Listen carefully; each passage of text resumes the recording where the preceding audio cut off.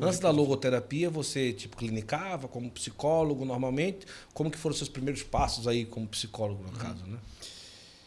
Assim que eu me formei, eu já estava atendendo em clínica. Na verdade, havia já uma demanda um pouco reprimida de pessoas que estavam esperando eu me formar para começarem os atendimentos comigo.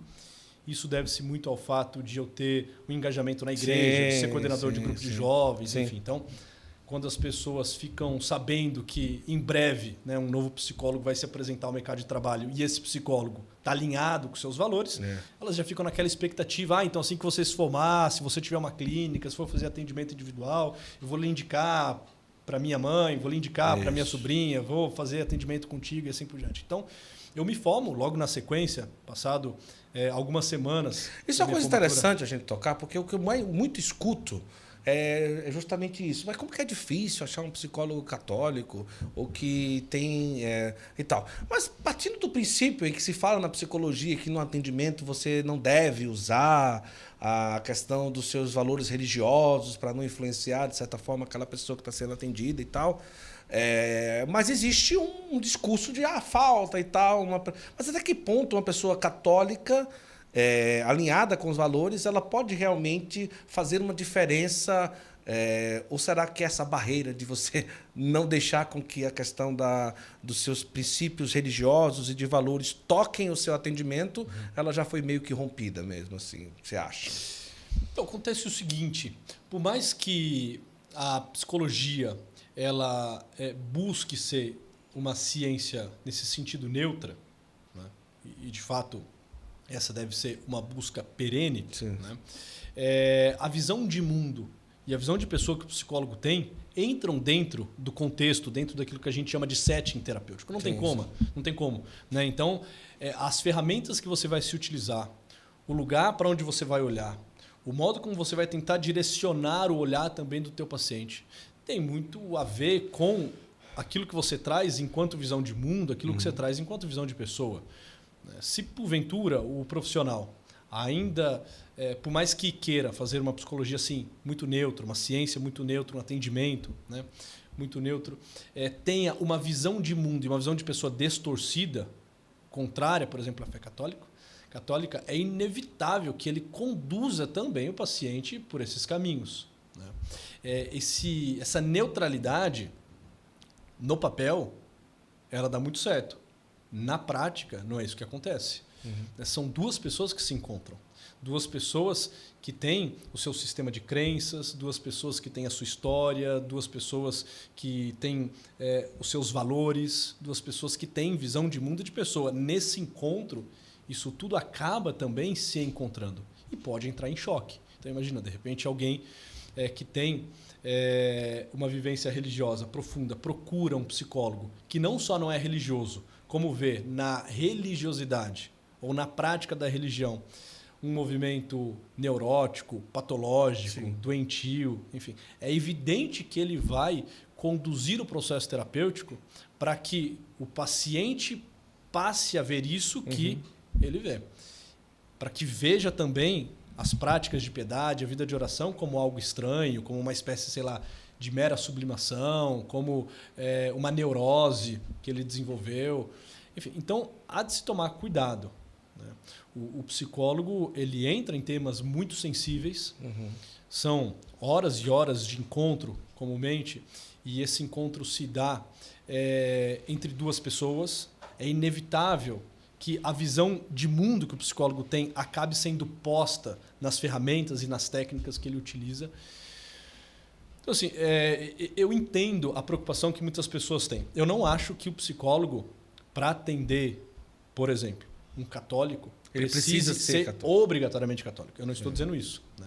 Mas, por exemplo, ele não pode ser estranho à religião católica, ele não pode ter uma aversão a isso tudo. Né? Ele pode olhar o catolicismo como uma manifestação possível do espírito humano, como uma dentre, né, tantas outras práticas religiosas. Ele pode até ter essa visão mais relativista, mas ele precisa nutrir um profundo respeito, um profundo amor, não só por aquela pessoa, mas também por aquilo que ela traz enquanto crença, enquanto valor. O que acontece é que muitas vezes na psicologia a gente vê que a pessoa não só assume uma atitude aparentemente neutra, Sim. como por detrás esconde também uma certa antipatia. Isso. Aí isso é perigoso. Isso aí aqui não é legal. Eu venho de um berço católico. Os meus pais sempre cultivaram a fé que receberam também dos seus pais. E nos levaram desde o início a participar de forma muito ativa da Igreja Católica. Eu fiz a iniciação cristã muito cedo, recebi o batismo, primeira comunhão, a confissão, foram sacramentos que eu recebi ainda muito novo. Não que eu tenha vivido desde sempre de forma muito assídua e fiel a aquilo que era o caminho da Igreja Católica, né? Mas assim, a minha formação desde o início foi dentro de um lar católico. Entendi. É isso que eu ia perguntar. Mas significa que a tua adolescência, juventude foi dentro da igreja ou mais ou menos? A partir dos 16 anos, eu vivi praticamente assim dentro da igreja, como coordenador de grupo de jovens, como pregador e assim por diante. Mas antes disso, eu confesso que eu fui um pouco filho pródigo. Eu conhecia muito sobre a Igreja Católica, conhecia sobre os evangelhos, tinha uma participação ativa dentro dos sacramentos, mas a minha juventude foi uma juventude um tanto quanto desviada, né?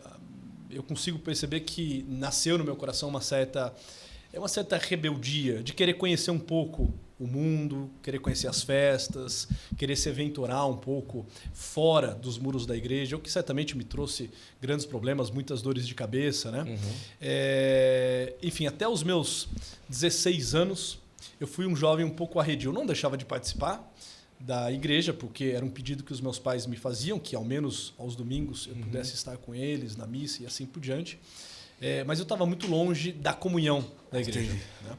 Mas hoje, como psicólogo, você consegue analisar se existia ali um motivo para você gerar um pouco de rebeldia e tudo, ou foi algo da própria juventude em si? Né? Acho que era um movimento um pouco natural da juventude, um desejo por conhecer realidades outras, más companhias, né? Amigos. Más companhias.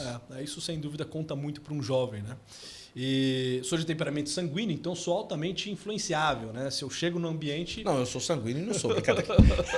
Você tá rindo de quê, amor? Amor, você não me respeita? Você confirma, né? Você que o conhece bem. Então, essa é uma questão. O sanguíneo ele precisa tomar muito cuidado com quem ele anda, né? Porque aqueles que ele elege para ter por perto, aqueles que vão se tornando seus amigos, acabam exercendo uma forte influência na vida dele. Né? Porque ele quer se adaptar ao grupo, ele quer, de alguma forma, fazer parte de grupo, ter pertença. Então, assim, eu vejo que foram diversos fatores. Um pouco de rebeldia natural da juventude, influências e amizades que eu tinha.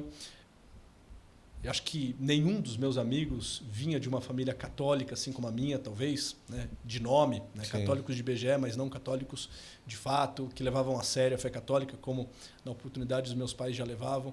Enfim, acho que foi uma gama de fatores. Mas o fato é, com 16 anos, eu faço um retiro de jovens e aquilo assim, vira uma chave dentro de mim. Ligado na época, Renovação Carismática? Ligado à Renovação Carismática Católica. Foi um retiro de carnaval, Legal. que eu fiz quando eu tinha 16 anos.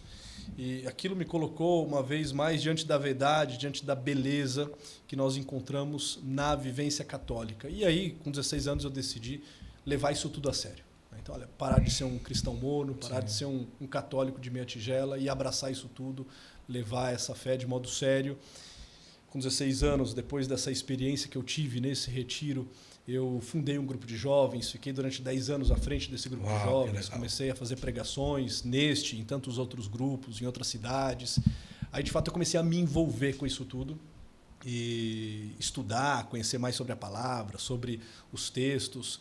Foi lendo, por exemplo, Santo Agostinho, quando eu estava com 17 anos, que eu me decidi pela psicologia, pela filosofia. Até então não sabia muito bem o que fazer no campo profissional. O que você tinha vontade de ser, não sei, antes de pensar em psicologia? Tudo, assim. tudo e qualquer coisa, entendeu? Bem sanguíneo, né? Tudo foi ótimo. Eu pensei em direito, pensei em odontologia, pensei em engenharia agronômica, pensei em relações internacionais, enfim, pensei em nutrição, fisioterapia. Esses são alguns cursos que eu lembro que me visitavam de tempos em tempos. Eu ficava flertando com a possibilidade de ser aquilo outro.